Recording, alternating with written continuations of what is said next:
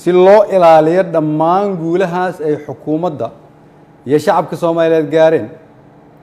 Dhammaan shacabka Soomaaliyeed oo qayb ka ahaa rabana in la sii joogteeyo waxaa lagama maarmaan ah ilaalinta nidaamka awood isku wareejinta dalka oo si dimuqraadi ah u dhacda.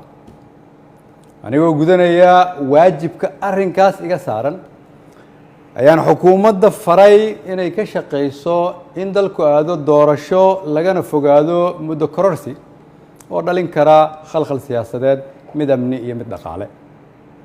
waxaan ka shaqeynay isu keenidda dowlad goboleedyada iyo dowladda federaalka isugu keenay magaalada Dhuusamareeb si go'aan loo dhan yahay looga gaaro doorashada hadda dalka ku soo fool leh. waxaan isku raacnay in la isku soo laabto 15 Agoosto si loo dhammaystiro geedi socodka doorashooyinka dalka.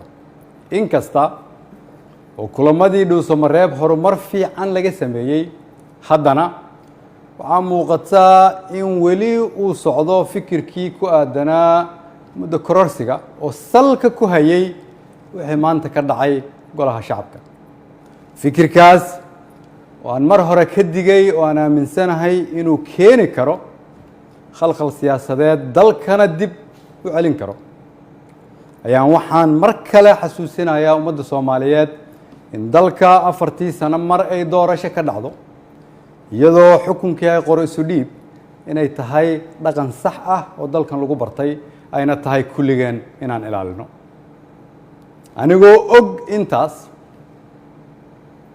anigoo og in wixii maanta golaha shacabka ka dhacay ay ahaayeen sharci darro aan loo marin habraacii saxda ahaa ee xilka qaadis xukuumadeed, anigoo og inaanay ku jirin ajandaha, anigoo og inaan laga doodin, anigoo og inaan loo codayn, anigoo og inaanay waafaqsanayn dastuurka iyo shuruucda dalka. haddana waxaan go'aansaday inaan anigu ummadda Soomaaliyeed u noqdo tusaale oo aan iska casilo xilka aan ummadda Soomaaliyeed u hayay anigoo dhowraya midnimada dalka iyo inaan dib loogu laaban burbur iyo dhibaato si aan ugu tiro shacabka Soomaaliyeed qaybna aanan uga noqon khalkhal iyo dib u dhac siyaasadeed oo dalka ku dhaca mid dhaqaale iyo mid amni mid bulsho. ayaan sida ummadda Soomaaliyeed ugu baratay waxaan u noqonayaa tusaale inaanan marna halkan xukun u joogin laakiin aan u joogay inaan shacabka Soomaaliyeed u adeego. waxaan u mahad celinayaa madaxweynaha oo fursad ii siiyey inaan shacabkayga u adeego, golahaygii wasiirada oo igu garab istaagay inaan dalkan samato bixino, shacabka Soomaaliyeed oo hiil iyo hooba ila garab taagnaa iina ogolaaday inaan soo hor istaago oo aan u shaqeeyo, mar walbana garabkayga taagnaa iina hiiliyey. waxaan u mahad celinayaa saaxiibada Soomaaliya oo xilliyo adag iyagana na soo garab istaagay. ummadda Soomaaliyeed waxaan u rajaynayaa barwaaqo. dalkan rajo ayaan ka leenahay kulligeen, dalka ayaa kulligeen inaga weyn.